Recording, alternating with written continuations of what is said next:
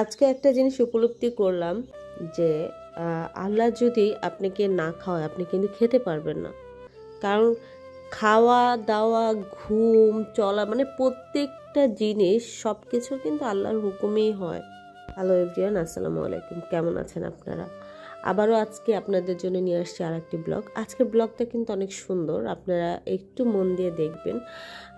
কারণ হচ্ছে সবাই তো ব্লগ পছন্দ করেন, তাছাড়া ব্লগ করতে আমিও অনেক পছন্দ করি। আমার এই পেজটাই হচ্ছে ব্লগ পেজ।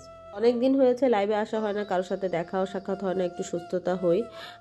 তা দোয়া করবেন আমার জন্য, তারপরে ইনশাল্লাহ লাইভে আসবো, সবার সাথে দেখা হবে। তার আগে যে কথা হচ্ছে, যারা আমাকে ভালোবাসতেছেন তারা একটু চেষ্টা করবেন ভিডিওগুলো আমি যা দিই শেয়ার করার। প্রতিটা সময় আপনাদেরকে বলা হয় কথা, আপনারা যদি শেয়ার করেন অবশ্যই আমার এখানে নোটিফিকেশন থাকবে, এবং যাদের নোটিফিকেশন আমি পাবো অবশ্যই তারা আমার কাছ থেকে ভালোবাসা পাবে ইনশাল্লাহ। যাক, এখন যেটা হচ্ছে আমি ভর্তা করব আজকে, হচ্ছে সরিষা ভর্তা, চ্যাপা ভর্তা। দেখতেই পাচ্ছেন আজকে আমার সরিষা ভর্তাটা করার কারণ হচ্ছে যেহেতু আমাদের সবাই ঠান্ডা জ্বর, এর জন্য ঠান্ডা জ্বরের কারণে সরিষা ভর্তা খেলে কিন্তু ঠান্ডা জ্বর অনেকটা কমে যায়, এই কারণে সরিষা ভর্তা করেছি।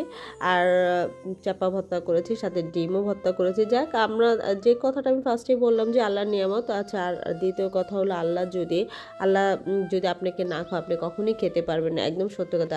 সত্যি কথা যেটা, যে আজকে সত্যি বলতে এত কষ্ট করে যে ভর্তা করলাম, দোয়া করলাম শুধু খাওয়ার জন্যই তো, তাই না? কিন্তু খাওয়াটা কিন্তু কপালে ছিল না। কেন ছিল না সেটা আপনাদেরকে বলছি।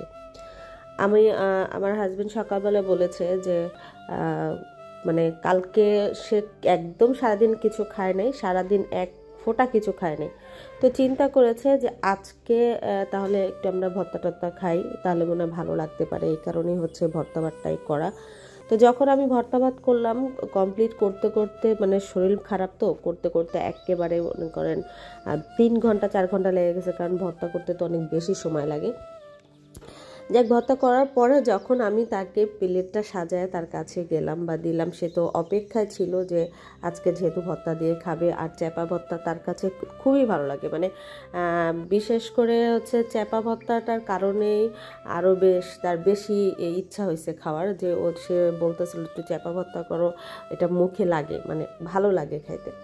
যাক, খুব কষ্ট করে করার পরে যখন তার সামনে প্লেটটা আমি দেই, সে নিয়ে খুব খুশিতে মানে খুব সুন্দর করে মাখায় মুখে একবার দিল। দেওয়ার সাথে সাথে শুধু তাকায় আমি উপলব্ধি করলাম যে তার কাছে খাবারটা কেমন লেগেছে, আমার বোঝা হয়ে গেছে তাকে দেখে। পরে সে প্লেটটা একবার খাওয়ার পরে রেখে দিয়ে বলতেছে আমি আর খাবো না। তো এটাই বললাম যে দেখেন, এত কষ্ট করে রান্না করলাম, প্লেটটা সাজালাম, কিন্তু খেতে পারলো না। আল্লাহ না খাওয়াইলে কিভাবে খাবো বলেন?